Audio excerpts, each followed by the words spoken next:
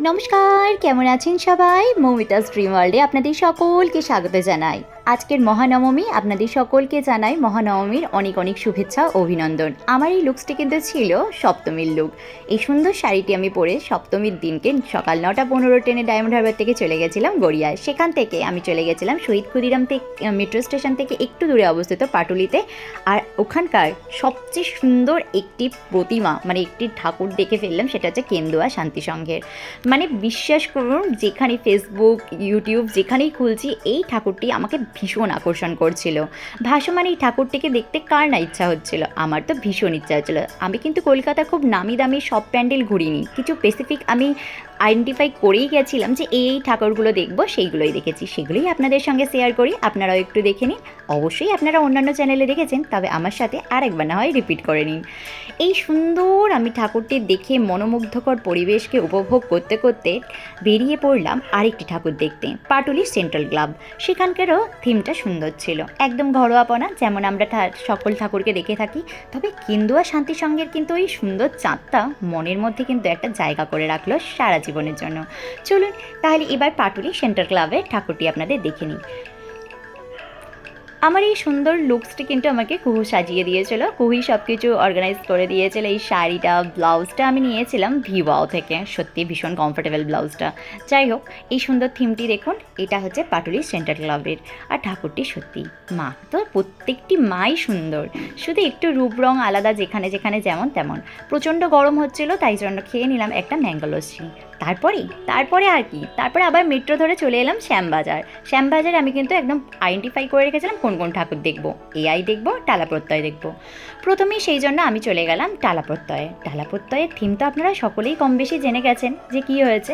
সত্যি, চলুন আপনাদের সে সঙ্গে নিয়ে আমিও একটু ঘুরে আসি। এই যে দেখতে দেখতেই প্রথমে যেটা দেখতে পেলাম, ওই দেখুন মাথার খুবলি হাফ হাফ করা। এদের থিমটা বেসিক্যালি শস্যকে কেন্দ্র করেই ছিল। মা কিন্তু অপরূপ সুন্দর ছিল। আর তারপরে ওখান থেকে বেরিয়ে এই রেস্টুরেন্ট থেকে কিন্তু খেয়ে নিয়েছিলাম গরম গরম ফিশ ফ্রাই। ওফ, কি মারাত্মক যে ছিল, কি আর বলবো। আপনারাও কিন্তু ট্রাই করতে পারেন যারা যারা এই টালা প্রত্যয়ে গেছেন। ব্যাস, তারপরে জগৎ মুখার্জি পার্ক, এখানে চলে এলাম এআইয়ের থিমটা দেখতে। এটা মিস করা যেত না, এটাও একটা নতুনত্ব। চলুন, এআইএ কেমন থিম করেছে আপনারা সকলেই দেখেছেন, তবে আমার সাথে আরেকবার রিপিট করে নিন। চলুন, মানে এত লাইন, মানে আমরা সকাল সকাল বেরিয়েছিলাম, কিন্তু মানে আমি জানতাম না যে ক্ষুদিরাম মেট্রো স্টেশনটা বন্ধ ছিল।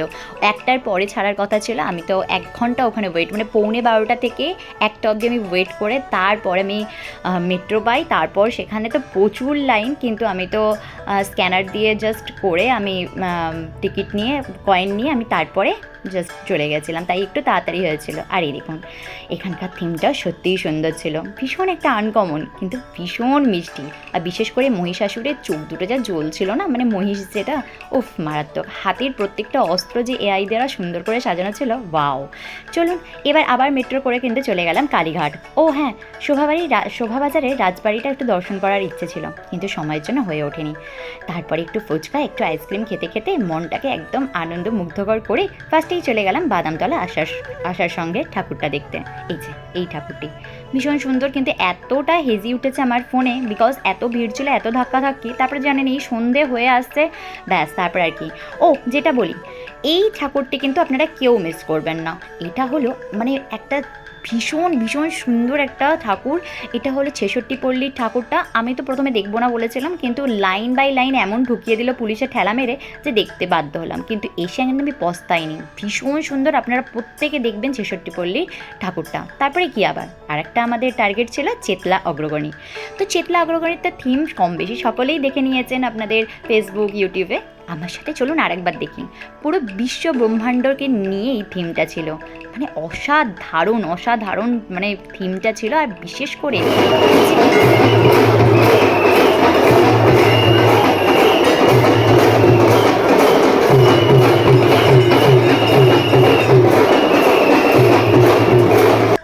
ডুগডুগি বাজিয়ে যে সুন্দর একটা মনোরম পরিবেশের সৃষ্টি হয়েছিল, মানে জাস্ট মনোমুগ্ধকর। রুদ্রাক্ষ দিয়ে পুরোটা ঘেরা, আর এটা ছিল ওই অমৃত পানি যেটা উঠেছিল না সমুদ্র মন্থন থেকে, সেটাই বেসিক করে থিমটা হয়েছিল। ভীষণ একটা মনোমুগ্ধকর আবহাওয়া। জানেন সব থেকে লাকি কি, আমরা প্রায় 1.5 ঘন্টার লাইন অতিক্রম করে আমরা পৌঁছেছিলাম চেতলা অগ্রগণিতে, আর তখন হচ্ছিল সন্ধ্যা আরতি। ব্যাস, এতটা কষ্টের ফল যে এত সুন্দর হবে মা সেটা বুঝিয়ে দিল। এই আরতি দেখে সিরিয়াসলি মনটা একদম ভরে, মানে পুরো মনোমুগ্ধকর পরিবেশ, তার সাথে মন প্রাণ জুড়িয়ে গেল। সন্ধ্যা আরতি দেখতে দেখতে আমরা কিন্তু বেরিয়ে এলাম। দেখার ইচ্ছে ছিল আরও কয়েকটি ঠাকুর, বাট সময়ের অভাবে আর বাড়ি ফেরার তাড়ার জন্য আমরা কিন্তু মিস করতে পারবো না। কিন্তু আসার আগে এই সুন্দর আমার পরানো যাহা চায়ের শাড়িটা পরে যদি এক কাপ চাই না খেলাম তাহলে আর কি করলাম। এটা তো আমি ঠিকই করে রেখেছিলাম, আজকের এক কাপ চা খেতেই হবে, আর এই দুধ চা তোমার ভীষণ ফেভারিট, তো এক কাপ চা তো বানতা হ্যায়। তো সুন্দর এই শাড়িটার সঙ্গে এক কাপ মাটির ভাঁড়ের চা আর সুন্দর এই মনোরম পরিবেশ উপভোগ করতে করতে আজকের এই আমার সপ্তমীর দিনটা কিন্তু শেষ হয়েছিল। আপনাদের আমার এই ভিডিওটা কেমন লাগলো অবশ্যই কমেন্টস বক্সে জানাবেন। আর আপনারা কলকাতার আরও কত কী ঠাকুর দেখেছেন, কেমনভাবে কাটিয়েছেন, কী কী স্পেশাল খাবার খেয়েছেন সেগুলোও জানাবেন। ও হ্যাঁ, আমার আজকের দিনের কী খাবার ছিল সেটা তো আপনাদের সঙ্গে শেয়ার করবই। আজকে সপ্তমীর স্পেশাল খাবার আমার যেটা ছিল সেটা হচ্ছে বাসন্তী পোলাও, মাটন কষা, চাটনি, পাঁপড়, স্যালাড। ও বিশ্বাস করুন, আজকে কিন্তু আমরা জমিয়ে বাড়ি এসে খেয়েছিলাম।